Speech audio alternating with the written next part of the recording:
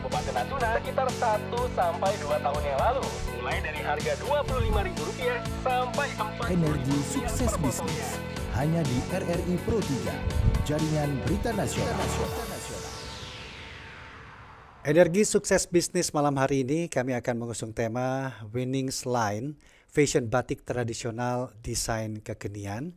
Kami nanti akan berbincang langsung dan kami upayakan untuk dapat tersambung melalui aplikasi Zoom bersama narasumber kami. Tetapi di studio seperti biasa telah hadir Coach Margety Herwin yang nanti akan juga memberikan penjelasan, karena selalu tamu-tamu ataupun narasumber yang kami hadirkan, kami ajak berbincang merupakan mereka-mereka ini yang dibina, tepatnya begitu Coach ya bahasanya ya? Iya. Atau didampingi lah selama ini. Tapi saya sapa dulu nih, Coach Getty, selamat malam, minal aidin, wal faizin, maaf lahir dan batin Coach. Maaf lahir batin Bang Rudi, Iya, jadi mohon maaf lahir batin para pendengar X-Bis yang setia. Iya, jadi di Jakarta aja nih Coach ya? Iya, kita biasanya nyari kampung halaman orang, tapi kali ini kita di Jakarta aja. Oke, ini menarik Coach ya, Jogja. Ya. Bicara Jogja itu tidak bisa lepas dari produk-produk budaya mereka yang melekat saat ini dan bahkan terus berkembang secara inovasi yang ada. Winning Line, fashion batik tradisional desain kekinian. Nanti kita akan langsung berbincang dengan fashion designer dan juga pemilik usaha Winning Line ya. Winning Line di Yogyakarta dengan Wening Angga. Ya, Ya, kami masih mencoba. Jadi Ya, Coach, menunggu. belum nyambung ini. Kita Ya. nanti mudah-mudahan bisa tersambung. Tapi sebelum kita tersambung dengan Mbak Wening ini, ya. gimana sih awal pertemuan Coach Getty dengan Winning Line ini sehingga menjadi bagian pendampingan dalam program? Ya, Sampai jadi dengan saat ini nih Coach. Bu Wening ini adalah fashion designer, ya khususnya batik yang saat ini berdomisili di Jogja. Ya. Ya, tetapi Bu Wening ini aslinya adalah orang Cirebon. Oh, oke. Jadi bapak ibu dan juga orang tuanya ya adalah pengrajin batik, ya khususnya batik tradisional tulis itu dari hanya kain gitu ya, Bang Rudi. Jadi batik ini kan sangat banyak ragamnya, dan orang tua dari Bu Wening dan suaminya ini adalah pengrajin batik di Cirebon yang memproduksi batik, hanya batik kain tadinya gitu ya. Nah, Bu Wening ini karena dia belajar fashion, dia mengembangkan batik dalam bentuk fashion sehingga dibuat baju, dibuat mungkin kerudung atau busana dalam bentuk baju dengan desain kekinian. Kira-kira gitu, Bang Rudi. Ya, apa potensi pertama yang Coach Getty lihat dari Winning Line ketika mulai mendampingi nih Coach? Iya, jadi Winning Line ini ya membuat desain batik dengan bentuk dan model kekinian, tetapi tetap mengusung yang namanya budaya dan culture batik itu sendiri. Oke. Karena banyak orang itu saat ini memakai batik, tapi itu sebenarnya bukan batik secara alamiah, tetapi batik yang dibuat sebagai corak di baju. Jadi ini batik cetak. Jadi kalau dari desainer-desainer batik ini, kalau yang dicetak itu namanya baju bermotif batik Coach.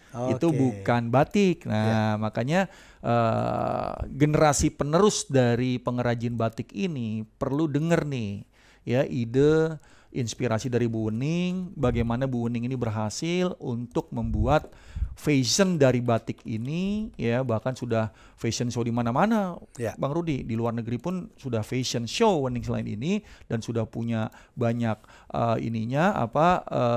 fanatiknya atau klien-klien loyalnya yang setiap tahun terus tumbuh. Ya, kita sudah tersambung nih Coach dengan Mbak Wening langsung melalui aplikasi Zoom. Selamat malam, apa kabar Mbak Wening? Minal aidin, maaf lahir batin. Maaf lahir batin, selamat malam semua. Malam Bu Wening. Suara kami terdengar jelas Mbak Wening ya di sana ya? Iya, jelas Coach. Ya. Baik. Tadi di awal Coach Getty sudah menceritakan awal pertemuannya, kemudian pendampingnya dan apa yang dilihat sebagai potensi. Tapi dari Mbak Wening sendiri, selaku pemilik usaha dari Winning Line ini, apa sih yang menginspirasi Mbak Wening untuk memilih batik sebagai identitas utama dalam brand ini? Ya, terima kasih atas kesempatannya. Ini Mas Rudi ya, Mas Ya. Getty ya. Ya. Ya. Sebelumnya memang dari awal berdirinya Warnings Line ini sebenarnya sebelum ada Warnings Line ini memang kami itu usaha di batik terlebih dahulu. Jadi memang ada Warning Batik namanya. Kami mendirikan Batik Warning itu di 2005 tahun 2005. Jadi memang konsep awalnya kita tuh pengen mengangkat keindahan batik tradisional itu dengan pendekatan modern gitu, dengan gaya hidup yang urban masa kini. Lalu terbentuklah Warnings Line itu di 2010. Jadi 5 tahun berjalan dulu di usaha kain batik gitu ya. Lalu kemudian ada brand Warnings Line untuk lini fashion gitu. Oke. Dan nanti pendengar Pro 3 ataupun pemirsa RRI ini juga dapat menyampaikan pertanyaan ataupun pendapat. Ada Mbak Wening, kemudian ada Coach Getty di sini. Silakan kami nantikan di 021 352 3172, 384 4545, 386 2375, 386 6712, dan juga dapat melalui live TikTok kami nih Coach Getty. Kita lagi live. Jadi di kolom Ini komentar live juga ya? Ini juga live di RRI di program RRI Pro 3 ini. Bu Wening. Ya, jadi silakan dapat berpartisipasi. Kita ngobrol bareng-bareng ini. Kesempatan dengan orang-orang hebat malam hari ini. Iya. Ya, siap ya. Baik. Tadi sudah di awal ya dijelaskan Mbak Wening ya. Kemudian apa tantangan terbesar yang awal dihadapi oleh Warnings Line ini ketika membangun usaha ini, Mbak? Ya, kalau untuk awal sih sebenarnya kita bicara Warnings Line saja ya, kayaknya lebih kita persempit gitu ya. Ya. Kalau untuk Warnings Line sendiri, waktu itu memang kami masih mencari DNA brand sebenarnya, karena sebenarnya banyak usaha-usaha batik lainnya ya, tentu saja nggak hanya batik Wening gitu, tapi banyak brand-brand lain juga yang mereka punya lini brand fashion gitu. Lalu bagaimana mencari DNA brand ini agar satu sustain, mencari DNA dulu, mencari DNA brand yang lebih yang cocok sesuai perusahaan kita gitu ya. Kemudian bagaimana menjaga gitu konsisten untuk DNA brand itu lebih konsisten gitu, continue gitu. Kadang-kadang brand itu memang PR-nya para UKM ini adalah tidak selalu konsisten gitu. Misalkan mereka awalnya ya gitu desainer, apalagi desainer gitu, terlalu banyak inspirasi, terlalu banyak konsep gitu. Akhirnya konsistensi ini tuh misalkan dengan detail tertentu, dengan style tertentu gitu, mereka akan berubah gitu dengan konsep inspirasi yang berbeda misalkan di 6 bulan berikutnya gitu. Padahal sebenarnya DNA brand itu harusnya tetap konsisten kita lakukan dari awal sampai ibaratnya berakhirnya gitu ya. Jadi konsisten dilakukan, hanya inspirasinya yang berbeda itu diperbolehkan gitu. Tapi DNA brand harus tetap melekat. Nah ini sebenarnya yang jadi terutama untuk brand-brand baru gitu ya, terutama brand fashion gitu ya, mengusung wastra ataupun yang bukan wastra gitu. Konsistensi itu kan berarti tidak terlepas dari proses kreatif yang terus berlangsung ini Mbak Wening ya. Nah ini bisa diceritakan nggak seperti apa sih proses kreatif yang selalu dilakukan untuk terus bisa konsisten tadi, bahkan menemukan hal-hal yang baru yang memiliki value untuk usaha ini. Bagaimana nih Mbak? Ya, jadi proses kreatif itu, jadi pertama kita harus tahu dulu nih visi dari perusahaan kita itu apa dulu ya. Contohnya kalau dari Warnings Line sendiri kita mengusung batik tradisional ya, dengan tetap menggunakan gaya yang lebih modern gitu ya, dengan sentuhan modernitas gitu. Nah batik itu kita harus pegang dulu nih. Berarti batik kita harus memakai wastra gitu. Nah apakah boleh di selanjutnya kita tidak memakai wastra? Yaitu hanya komponen penunjang saja itu diperbolehkan, tetapi dasar utama itu adalah kita tahu dulu bahwa visi kita utama adalah mengangkat wastra gitu ya, budaya Indonesia. Jadi satu tuh kita pegang dulu gitu ya, kita pegang untuk konsep kuatnya lah gitu. Kemudian yang kedua proses kreatifnya adalah kita push di R&D ya, research and development gitu, product development juga. Bagaimana market saat ini sedang di titik yang mana gitu ya, pasarnya tuh seperti apa gitu. Kita cari nih market ibaratnya yang sesuai dengan produk kita, atau yang produk kita menyesuaikan market. Nah ini harus jadi PR juga. Apakah produk kita yang menyesuaikan market atau market yang menyesuaikan produk kita gitu. Ini harus note juga, di setiap brand kan pasti berbeda kebijakannya gitu ya. Jadi dari awal memang kita sudah punya visi itu ya, termasuk kita juga kolaborasi dengan para perajin gitu ya, mengembangkan wastra itu sendiri, kemudian didukung oleh tim internal kita gitu, Oke. research and development, kemudian strategi penjualan, digital marketing. Wow. Nah itu proses berlanjut sampai di akhir Ya, ya. push penjualan gitu. Nah, coach tadi yang Ya. diceritakan oleh Mbak Wening ya, ternyata kompleks ya apa yang harus dilakukan tadi itu. Saya Ya. nggak kebayang untuk ditekankan beberapa kali sama Mbak Wening konsisten. Ini gimana terus proses ini agar bisa berjalan. Tantangan itu kan tentunya dihadapi oleh pelaku yang lain ini, coach. Yes. Nah, gimana menyiapkan hal itu atau menghadapi atau fase itu untuk kita tetap bisa bertahan ini, coach? Ya, jadi pembelajaran terhadap UKM khususnya di fashion batik ini udah dilakukan oleh pemerintah mungkin berpuluh-puluh tahun sebelumnya. Artinya pengrajin batik itu jangan cuma jual kain batik, tetapi mereka harus mengerti yang namanya industri batik, industri fashion yang dipadukan, industri kreatif gitu ya, sehingga mereka bisa membuat sebuah produk yang berbeda, bukan produk umum aja yang bisa ditemui di pasar secara luas gitu ya. Karena biasanya batik ini yang sukses dan yang tumbuh mereka sangat custom. Tadi kata Bu Wening, riset terhadap wastranya juga harus dipadukan dengan ide kreatif dan fashion yang kita mau jual. Dan juga pelanggan kita juga kita harus tahu dia sukanya corak seperti apa, wastra seperti apa, dan itu ada artinya sebenarnya. Okay. Jadi kalau orang modelnya begini tuh cocok pakai wastra seperti ini. Itu pengrajin batik yang memang mengerti itu menjadi satu hal yang bisa dijelaskan, bisa menjadi value, dan itu yang dinamakan tadi identitasnya, DNA-nya kuat. Knowledge ya, coach. Iya. Dan kalau semakin kita mengetahui batik, wah, semakin kita merasa bahwa batik itu benar-benar kebanggaan Indonesia karena banyak unsur budayanya, ada unsur adat istiadat yang memang dicerminkan dari coraknya gitu ya. Dan orang pakai batik itu perilakunya harus seperti apa gitu ya. Itu semuanya tercermin dari busana yang kita pakai. Jadi kalau dulu itu batik itu ada kelasnya gitu. Tapi nggak gampang loh coach bisa sampai ke sana itu ya. Memang, dan saat ini fashion designer kita sangat banyak. Dan juga saya sangat senang di Jogja itu anak-anak mudanya banyak mau belajar tentang batik. Bahkan bukan cuman sekedar dia dapat pengalaman dari keluarganya, tapi mereka sekolah fashion designer untuk batik. Ada beberapa yang saya dampingi di Jogja yang seperti itu. Dan ini juga harus menjadi contoh, inspirasi buat selain batik. Kayak misalnya ada tenun, ada kalau di Sumatera itu banyak sekali tenun-tenun asli daerah yang mungkin mereka harus benar-benar membuat generasi mudanya mau meneruskan. Kalau tidak mau meneruskan, wah ini hilang. Bahkan itu kebanggaan Indonesia, tidak ada duanya gitu. Dan tidak ada yang bersaing soal corak dari baju ya, yang kalau saya bilang itu hasil karya gitu dalam bentuk baju. Jadi wastra ini udah turun temurun dari zaman nenek moyang kita. Artinya tidak hanya sekedar membuat produk fashion, tetapi DNA-nya harus tahu, konsepnya, filosofinya harus tahu, dan itu akan membawa dalam hal pengenalan sebuah nilai yang bisa ditawarkan ke publik gitu ya. Baik. Nah, untuk sampai dengan saat ini Mbak Wening, target pasarnya siapa ini Mbak? Untuk target pasar Wening Line sendiri itu memang di range di usia 30 sampai 60 gitu ya, 30 sampai 60 tahun.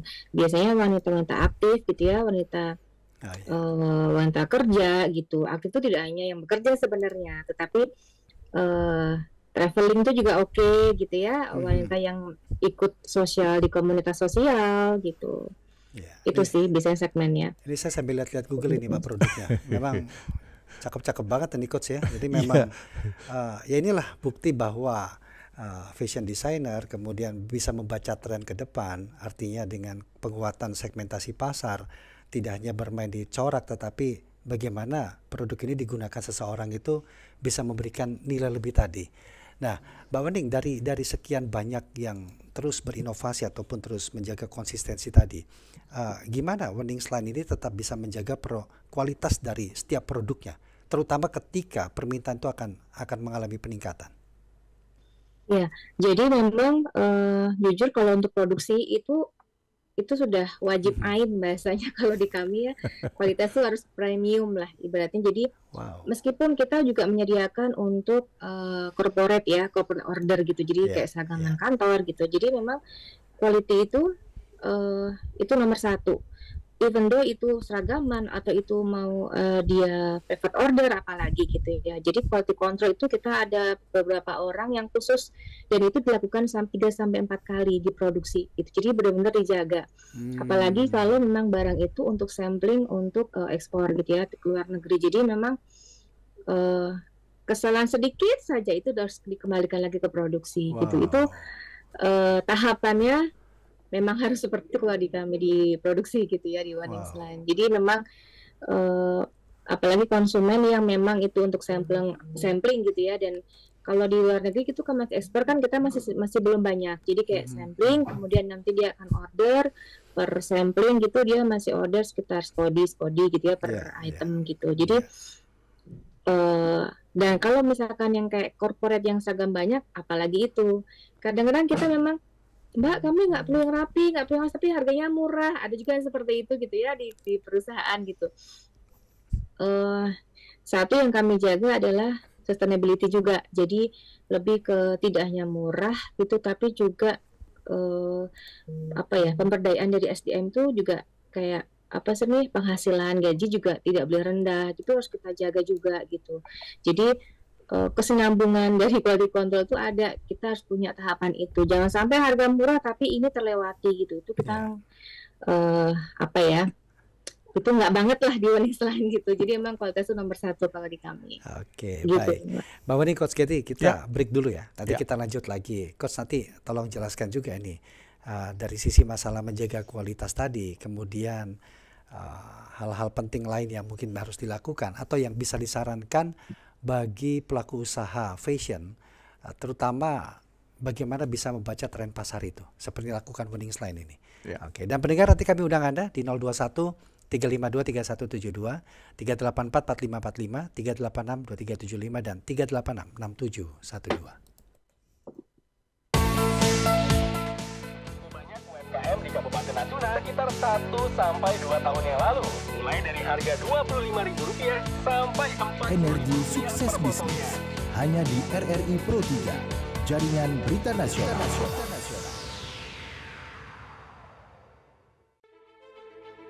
Memori kolektif bangsa. Muhammad Nasir adalah Menteri Penerangan pertama di Indonesia di Kabinet Perdana Menteri Syahrir. Berikut penjelasan Putri Muhammad Nasir, Aisyah Natsir Rahim. Satu ciri Bapak sebagai Menteri Penerangan itu adalah membuat berita, mencetak. Sampai di rumah itu ada mesin cetak Gestetner itu. Ada gang kecil, itu kerja, keponakan suruh kerja. Jadi menyiarkan segala berita-berita. Setelah PRRI itu rencananya kan mau diamnestikan, ternyata ditahan. Pertama ditahan di Cipayung, terus dibawa ke Batu Malang. Di Batu Malang selama setahun tuh sampai bisa Bapak bikin fikut dakwah ya. Terus sudah itu dibawa ke Jakarta, masuk RTM di Budi Tomo.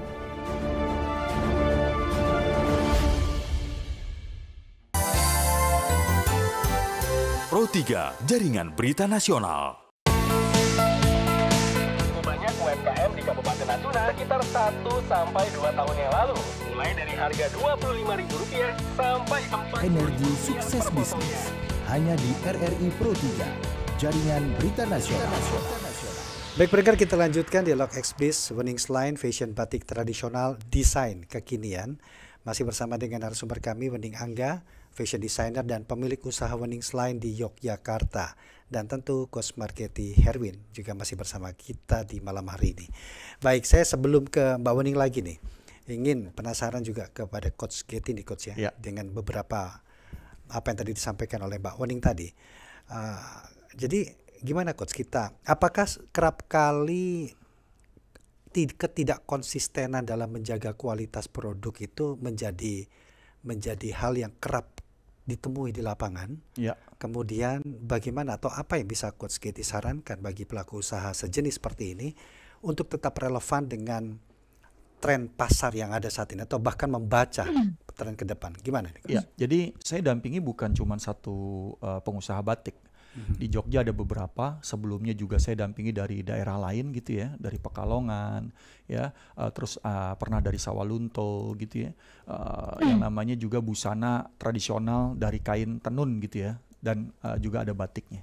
Nah, hal yang paling sangat menjadi tantangan bagi pengrajin tradisional, khususnya batik, itu adalah mindset.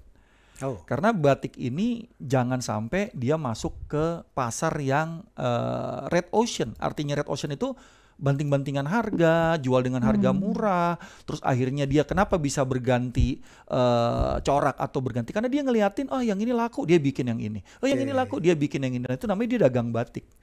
Dengan dia dagang batik, semakin terpuruk dia dan semakin dia bingung. Ini sebenarnya siapa sih customer segmen saya? Apa sih yang disuka sama pelanggan saya? Karena dia cuma cari cuan, dia cuma cari bagaimana produknya laku, dia jual semurah mungkin, impact-nya bagaimana? Tadi yang benar-benar dijaga sama Bu Wening bahwa karyawannya digaji dengan gaji yang cukup, gaji yang di atas standar, bahkan juga mensejahterakan mereka, itu tidak terjadi. Kenapa? Karena ownernya sendiri kekurangan dari profit yang didapat gitu, sehingga masuk ke area sana. Nah, begitu kita masuk ke area sana bisnis kita, pelanggan itu yang ngatur kita. Pelanggan itu yang minta dengan harga semakin murah bisa, dan dijadikan sebagai alasan untuk menjatuhkan pesaing-pesaing batik yang lain. Tapi yang saya lakukan pada saat pendampingan coaching pada pebisnis ini, saya minta mereka itu menentukan yang namanya identitas yang kuat. Mereka bisa menjelaskan corak yang mereka jual dan harganya, ya harga yang mereka bisa hitung, berapa profit yang mereka bisa dapat, sehingga mereka bisa menabung profit itu untuk kesinambungan bisnis tadi yang ditanya Pak Rudi sama Bang Rudi gitu ya. Jadi mereka sustain, mereka bisa membuat ide kreatif, bahkan desainnya pun mereka bisa bayar gitu ya. Jangan cuman produk bahannya aja yang dia bayar. Kenapa desain nggak di charge kepada klien? Aduh kalau di charge jadi kemahalan coach gitu. Nah ini adalah bagian dari mindset yang kita merasa bahwa kita jualan batik. Orang mendapatkan corak yang bagus, mendapatkan desain yang bagus, mereka juga bangga kok pakai produk kita, dan mereka sangat menjual brand kita bahwa ini brandnya beda loh, ini bagus loh. Akhirnya itu mengundang orang-orang lain untuk jadi tahu dan mencari. Karena beberapa pengrajin batik yang saya dampingi, bahkan sekarang fashion batik, itu mereka nggak bersaing karena mereka punya ciri khas masing-masing. Itu kira-kira Bang Rudi. Nah, ini nyambung dengan pertanyaan berikutnya untuk Mbak Wening. Kalau begitu, kalau dari Wening Line sendiri, apa nih Mbak nilai lebih atau bisa dikatakan keunikan dari produk Wening Line ketika dibandingkan dengan brand sejenis lainnya atau brand batik lainnya? Kan kuat nih dengan identitasnya tadi nih. Apa ini yang menjadi keunikan atau nilai lebih? Jadi memang kalau untuk Wening Line itu jadi berbeda dengan Batik Wening ya. Jadi Batik Wening ini adalah perusahaan dan Wening Line adalah anak cabang sebenarnya di fashionnya gitu. Jadi berbeda, satu berbeda market, kedua juga sudah berbeda produknya gitu. Kalau Wening Line itu memang batiknya itu motif batik klasik yang kita modifikasi dengan desain yang lebih urban gitu, lebih kekinian. Jadi motif klasik dibuat dengan gaya modern gitu. Jadi kayak misalkan kawung, motif batik kawung itu tidak hanya kawung kalau di kami. Jadi di Wening Line itu kawung itu kami ubah menjadi detail. Detail itu kita olah, kita bentuk menjadi motif kawung, tapi jadi mungkin kalau orang akan mencontoh kawungnya seperti apa, itu akan kesulitan karena kita benar-benar yang teknik detail. Jadi bukan ke batiknya lagi, ke teknik jahit, jadi ke model desainnya, detail busananya. Jadi tidak mudah untuk membuat kalau kita lagi pengembangan sekarang motif detail busananya Fonctionnel namanya, atau kita bilang slashing lah, slashing. Nah itu tidak mudah bagi brand lain untuk membuat Fonctionnel. Jadi tidak semua penjahit bisa gitu, tidak semua juga brand bisa membuat itu. Meskipun itu kawung gitu ya. Jadi kita bikin olah bagaimana kawung itu kita bikin mau lebih modern, juga lebih unik gitu ya, dan juga bisa diterima di pasar global gitu. Nah, kemarin kita bikin juga waktu di Istanbul gitu ya, waktu kita B2B itu alhamdulillah sampling hampir 80% itu terjual. Ya, akhirnya mereka juga repeat order, tapi meskipun eventnya itu belum sampai yang per itemnya belum sampai, saya bilang tadi belum sampai 100 pack gitu ya per item, tapi itu sudah cukup bagus gitu, dan di lokal di Indonesia juga bagus untuk detail yang saya kembangkan gitu. Jadi memang untuk produk sendiri yang berbeda adalah kita batiknya batik klasik yang kita modifikasi gitu. Ya, jadi Kemudian yang mengikuti kekinian seperti itu ya, Mbak Wening ya. Iya. Dan stylenya kita buat lebih konsisten di enabling kita, yaitu lebih ke klasik elegan. Jadi itu harus konsisten kita bangun terus gitu, bahwa busana yang kita pakai adalah casual, klasik elegan. Casual elegan. Jadi konsumennya bukan paham bahwa ini Wening Line nih. Jadi katakanlah batiknya mungkin sama gitu, ada yang nyamain atau ada yang niru gitu ya dengan brand lain batik. Tapi kalau orang lihat di Dep Store gitu ya, misalkan ada di Dep Store dengan brand lain, pasti akan tahu, oh itu tuh Wening Line itu, yang ini bukan ini, nah kayak gitu. Jadi ya ada ciri khas tertentu yang langsung dikenali orang ya. Baik. Iya, jadi kalau di brand lebih kuat itu biasanya akan sudah paham konsumen itu, ini brandnya Wening Line. Kalau ini bukan, misalkan kita dijejar rata gitu ya dengan brand-brand, udah bisa ketahuan di situ ya, Mbak gitu. Iya, desainnya pasti akan ketahuan. Kita ke peringkat dulu ya, Mbak Wening, Coach Katie. Pak Haris di Kupang NTT. Selamat malam Pak Haris. Selamat malam Bung Rudi. Iya, silakan, ada Coach Katie, ada Mbak Wening di Zoom. Ya. Assalamualaikum warahmatullahi wabarakatuh. Waalaikumsalam warahmatullahi wabarakatuh. Silakan Pak Haris. Ya, ini tuh kurang bikin Jogja. Ini Pak ya. Kalau kami saudara-saudara kita di Kupang ini, masyarakat awam tuh banyak suka yang pecinta batik. Tapi kebanyakan mereka mencari di fashion di toko fashion apa semua itu kebanyakan hanya ada batik sablon atau batik cap itu. Cetak. Mana mereka tidak tahu, jarang sekali ada. Jadi apakah yang memang yang dipasarkan keluar kota dari Pulau Jawa itu memang batik cap, batik sablon, atau juga ada yang batik tulis. Begitu aja, Bung. Oke. Terima kasih. Terima kasih Pak Haris. Ya, Coach Katie mungkin bisa membantu menanggapi nih, Coach. Ya, jadi kalau batik ini jadi industri bisnis ya, batik cetak gitu ya, yaitu mungkin batiknya secara umum diproduksi, didistribusikan, dan memang kalau banyak di department store itu jarang yang namanya kalau di pasaran umum batik yang tulis, batik yang premium tuh jarang, kecuali mungkin ada store khusus ya, itu butik, dia menjual produk-produk batik premium dan mereka menjamin bahwa ini batik tulis. Dan sebenarnya sih kalau orang yang sudah mengerti batik tahu ini batik dicetak, ini batik ditulis. Ada orang yang setengah paham, mungkin dia dibilang sama produsen supplier kainnya, dia bilang ini batik, jadi itu tahu ini bukan batik tulis gitu ya, ini batik cetak, kamu bisa lihat. Nah, itu satu hal yang sangat harus diedukasi. Nah, jadi para pelanggan, calon pelanggan itu harus diedukasi ya. Bagi pecinta batik, mereka ngerti banget ya tentang hal itu gitu. Kira-kira gitu dari jawaban saya. Mungkin dari Bu Wening bisa ngejelasin. Silakan. Ya, tadi kayaknya yang disampaikan dari Pak Haris. Pak Haris. Tadi mengenai batik sablon juga ya, batik printing. Sebenarnya memang sablon printing itu bukan batik ya, tapi tekstil bermotif batik. Batik. Tetapi ya tekstil bermotif batik. Jadi kalau tidak berbau malam, tidak memakai lilin malam, berarti batik itu sebenarnya proses, nama prosesnya. Jadi dinamakan batik gitu. Membatik itu proses. Iya, itu proses. Jadi memakai lilin malam gitu ya, memakai celupan gitu. Nah, sebenarnya banyak, tidak hanya di NTT gitu ya, di Jogja, kemudian di Solo gitu juga sudah banyak sekali itu printing gitu, tekstil bermotif batik. Nah, memang segmen marketnya mereka adalah memang kalau printing itu memang harganya di bawah standar, di bawah batik cap, batik tulis gitu ya. Jadi memang segmen marketnya tersendiri gitu. Mereka punya market tersendiri gitu. Jadi memang ada juga batik kuning ya, yang di perusahaan saya di batik kuning itu memang ada juga batik printing. Jadi bukan batik printing, tekstil bermotif batik gitu.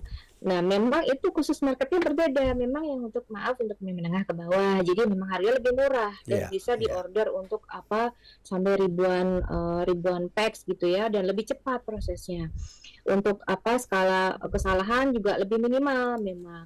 Tetapi memang harus edukasi dari kitanya gitu ya, dari kita bahwa ini loh, ini tuh bukan batik. Ini tuh bukan handmade, ini adalah sablon yang dibilang tadi sablon gitu ya, kayak dan memang ada juga kalau di daerah Solo gitu, di Pekalongan itu dia memakai dasarnya di printing dulu, kemudian dia memakai lilin gitu. Jadi jadi namanya print malam gitu. Nah, kalau kami bilang sih ya memang sebenarnya itu tetap printing ya, meskipun even though dia tetap pakai malam gitu.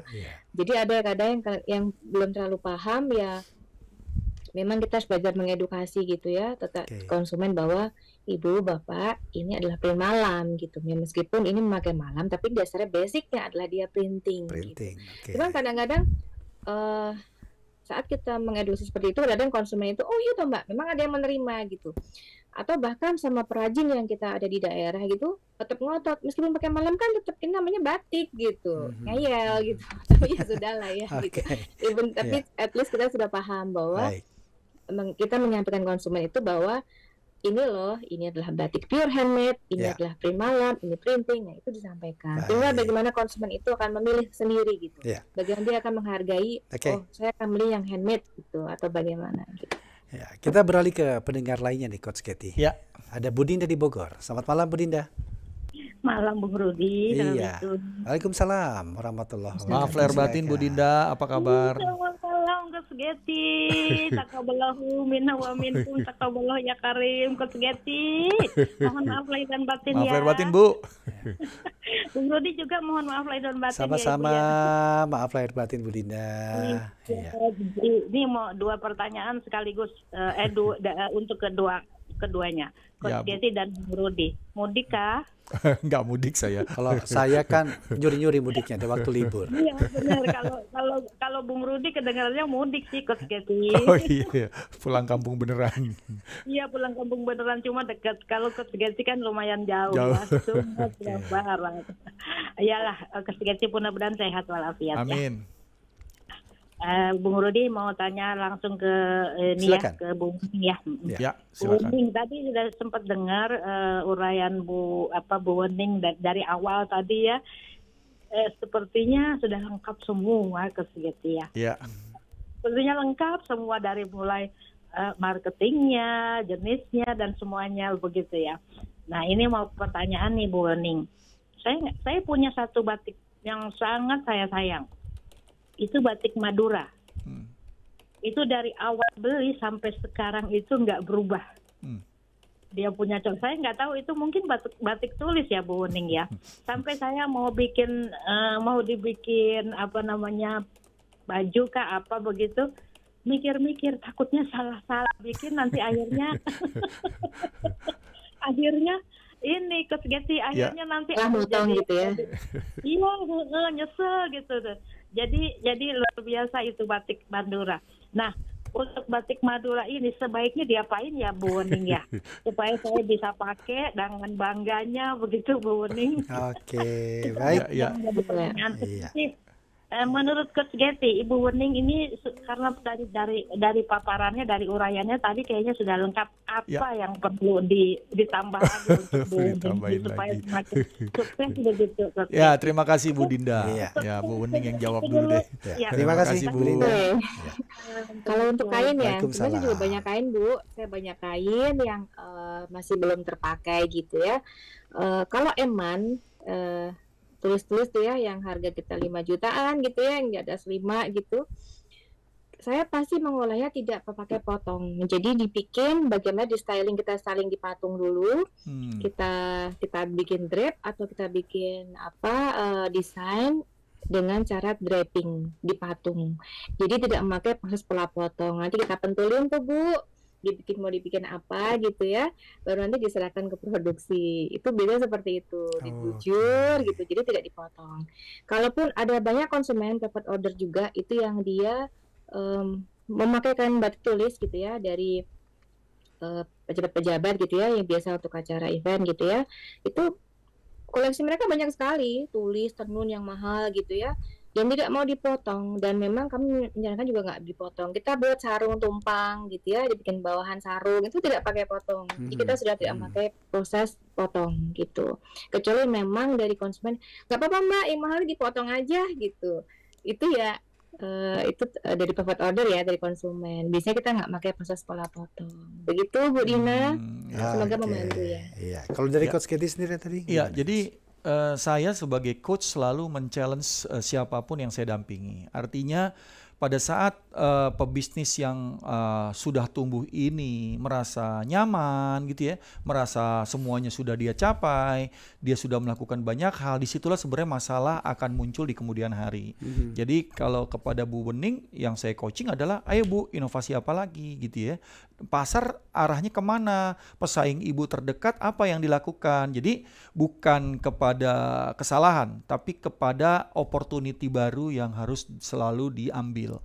Ya, dimana pada saat next ke depan, ada pameran ini, ada fashion show ini, apa hal baru, dan itu memang sebagai seorang desainer itu harus selalu berpikir sehingga dia selalu bisa menciptakan ide-ide baru, inspirasi baru, dan itu mungkin manfaatnya bukan cuma kepada pelanggan tapi kepada sesama desainer, karena ini memang sebuah ide kreatif yang original gitu ya, dan itu yang selalu harus menjadi tantangan bagi siapapun pebisnis fashion, karena yang namanya fashion itu tidak pernah mati, dia harus tumbuh terus, dia tidak bisa nyaman gitu ya, bahkan mungkin balik ke zaman 10 tahun sebelumnya, tetapi fashion designer ini selalu inovatif gitu dan berkembang, Bang Rudi. Baik. Ini dari tadi saya masih memperhatikan ya, desain-desainnya menarik sekali dan memang berani, tetapi memang memiliki sesuatu hal yang unik, yang menarik ini.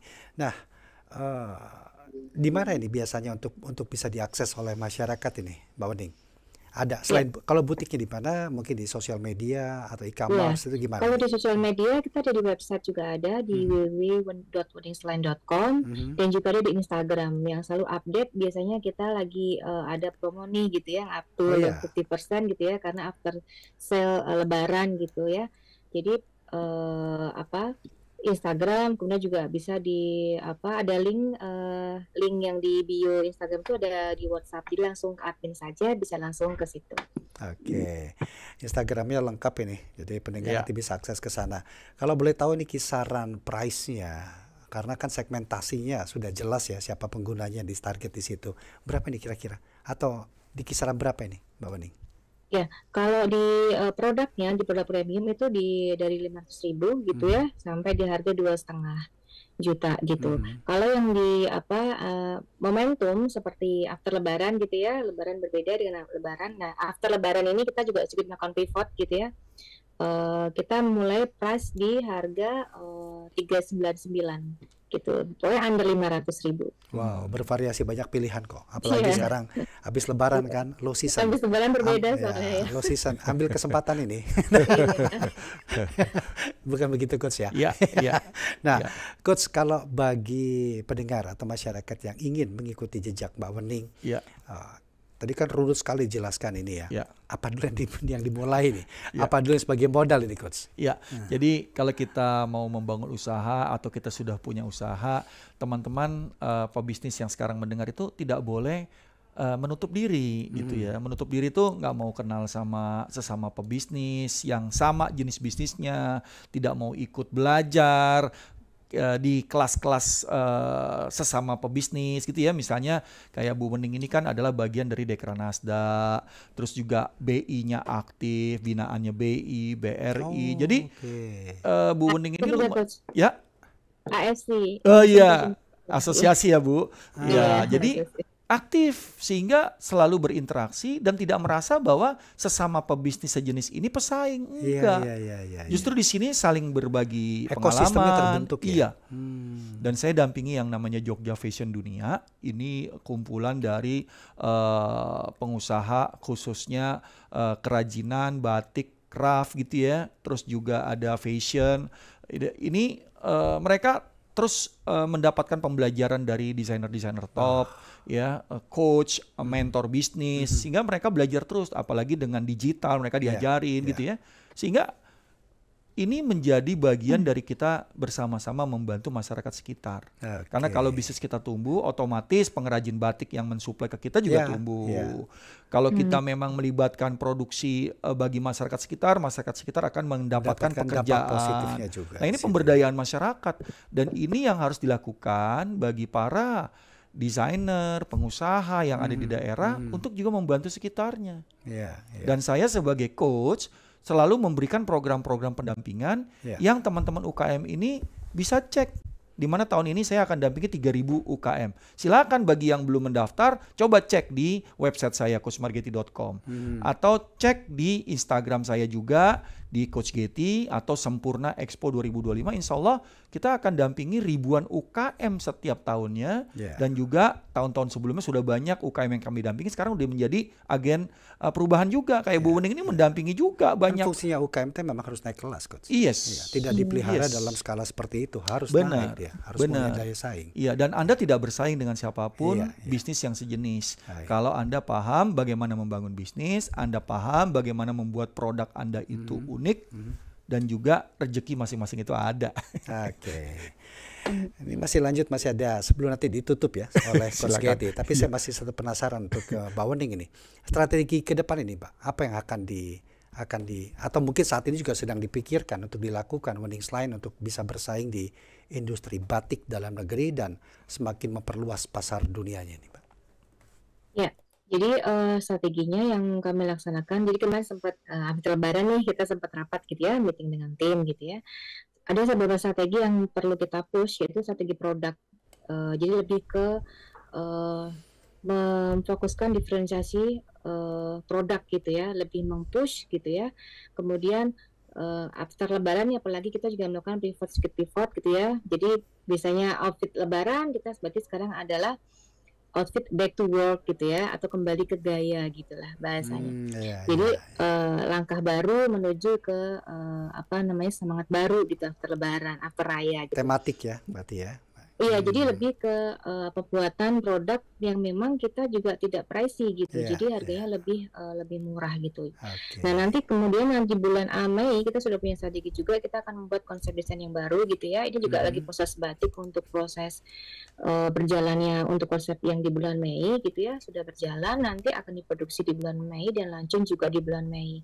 Nanti insya Allah akan muncul juga di Jogja Fashion Trend gitu, akan kita show-kan juga di sana. Sekaligus melakukan produk baru gitu ya, yang disesuaikan dengan kebutuhan pasar. Kemudian untuk strategi digital marketingnya juga kita kita mengkampanyekan gitu ya, dengan hashtag kembali ke gaya, kembali outfit back to work gitu ya. Terus ada testimoni ya yang sudah corporate sudah sudah order gitu, akan kita up gitu di di sosial media gitu. Kemudian juga kita brand positioning, jadi lebih kayak behind the scene kita saat kita pembuatan produk gitu ya, akan kita up juga gitu. Itu sih yang akan kita lakukan. Coach Getty, seperti biasa sebagai penutup, Coach, jadi apa konklusi dari obrolan kita malam hari ini? Sesi hari ini saya share tentang bagaimana pengusaha batik gitu ya, yang diteruskan oleh Bu Wening menciptakan bisnis baru lagi gitu ya, yang lebih kepada fashion, tumbuh karena punya impian, tumbuh karena punya misi yang besar. Sehingga yang dilakukan setiap waktu itu ada tematiknya, ada konsepnya, bukan sekedar dijalankan. Karena Anda pengusaha batik bukan pedagang batik. Yang Anda cuma sibuk mencari batik apa yang mau dijual, produknya bagaimana, harganya bagaimana semurah mungkin, bagaimana Anda mematikan pesaing Anda. Ini ya bukan konsep sebagai pebisnis gitu ya. Berekosistem lah, membangun diri Anda dan tim Anda menjadi yang utama, sehingga produk Anda akan dicari orang. Anda tidak akan mencari klien, tapi klien yang mencari Anda gitu, Bang Rudi. Coach Getty, Mbak Wening, terima kasih banyak sudah meluangkan waktu malam hari ini dalam Dialog XBiz. Sukses untuk usahanya. Kita tunggu nanti inovasi-inovasi terbarunya. Terima kasih Mbak Wening ya. Terima kasih Bu Wening. Assalamualaikum warahmatullahi wabarakatuh. Assalamualaikum warahmatullahi wabarakatuh. Coach, terima kasih juga Coach untuk waktunya. Kita bertemu lagi nanti Selasa depan. Dan terima kasih untuk Anda pendengar yang sudah berpartisipasi dalam Dialog XBiz malam hari ini.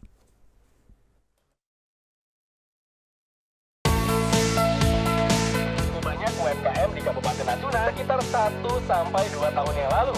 Mulai dari harga Rp25.000 sampai 40.000. Energi sukses bisnis hanya di RRI Pro 3, Jaringan Berita Nasional.